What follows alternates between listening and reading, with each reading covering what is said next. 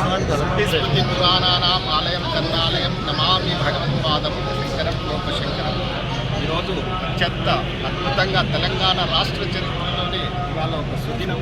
ఎందుకంటే ఆధ్యాత్మికంగా నిలవైన ఎంతో తపశ్శక్తితో ఈ యొక్క కార్యక్రమాన్ని వారు నిర్వహించారు. లక్ష్మీ కన్వెన్షన్ ఏదైనా లోకా సమస్తాం సుఖినో భవంతు అనే విధంగా అందరూ బాగుండాలనే సత్సంకల్పంతో శ్రీ విద్య ఉపాసక నారాయణ చక్రవర్తి గారి సంకల్పంతో శ్రీనివాస కళ్యాణం అత్యంత అద్భుతంగా నవ్వుతో నభవిష్యత్